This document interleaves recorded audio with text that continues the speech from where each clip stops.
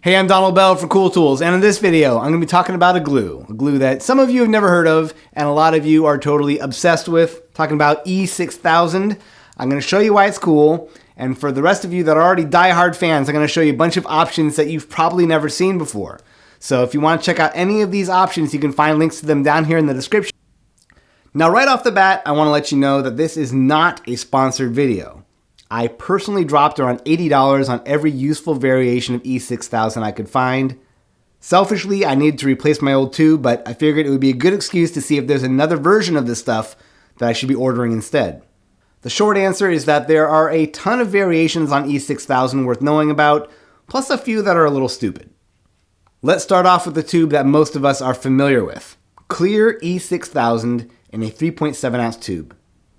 You can find this stuff in any hardware store, and you can now find it in craft stores too because it's a go-to for gluing things to fabric and leather. The reason people like this stuff so much is because it's strong and permanent, like an epoxy, but has the flexibility of a silicone caulking.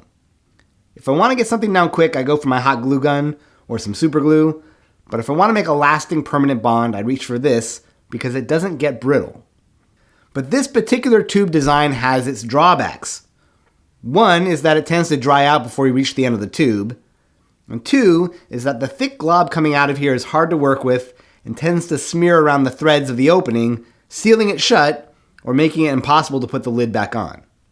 So two things I learned while doing research. One is that you can order a high viscosity variation of this stuff in the same 3.7 ounce tube.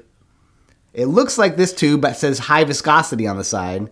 I'll show you what the glue looks like a little later, but it's essentially a runnier version that can be easier to work with. The second thing I learned is that you can get inexpensive tips for these that screw on. I got a dozen for $6. You can cut the tip for exactly the size of bead you want to put down, and when you're done, a little tape on the tip is enough to seal it off. Alright, so here's another way to go. These are mini tubes of the same stuff. I got a 4-pack for $7. This solves two problems. It puts out a smaller bead of glue because it has a smaller opening, and you don't have to worry as much about the glue drying out because there's less glue at stake and the other tubes are sealed up until you need them. On the other end of the spectrum, you can get E6000 in a 10 ounce cartridge. If you need to glue up a ton of Barbie dolls to your Burning Man art car, this is a cool way to do it. You can cut the tip to get the bead size you want, and you get the added control of the squeeze trigger. At $12, it's a good value. This also comes in a high or medium viscosity. This one is high, so I'll show you what it looks like. Here's a line of standard E6000, and here's a line of the high viscosity. Still pretty goopy, but easier to work with, I think, and a similar feel to high-temp hot glue. I also found out about UV E6800. This is a UV-resistant variation of E6000 that comes in either a tube or 10 ounce cartridge. It's a little pricier, but if you're using it on a boat or a car or something that's going to stay outdoors and you don't want the glue to yellow, it's good to know that this is an option. Now, for crafters, there's a lot of interesting variations on the market. One example is this 1 ounce tube for jewelry and beads. I picked this up for $8 and I didn't notice anything different about the adhesive itself compared to standard E6000. I did like, though, that it includes 3 metal tips to help place precise drops of the stuff. Just as a tip, I was able to clear these out with compressed air and a small drill bit and reuse them over and over. Next up, a real departure. This is called Fabri-Fuse. It's $9 and is specifically made for attaching things to fabric.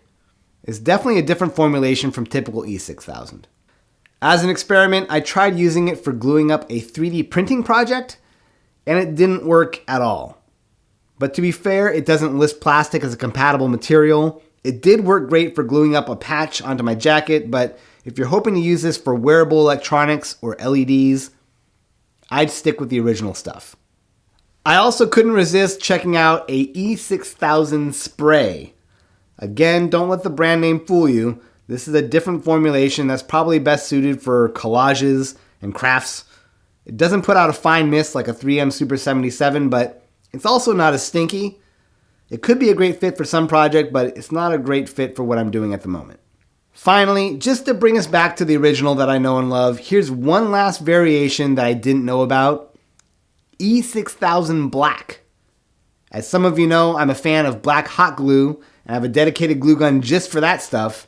I love black E6000 for the same reasons. It's great for sealing out light leaks in LED projects, and when it's visible on something like clothing or upholstery, it doesn't have that phlegmy look of dried glue.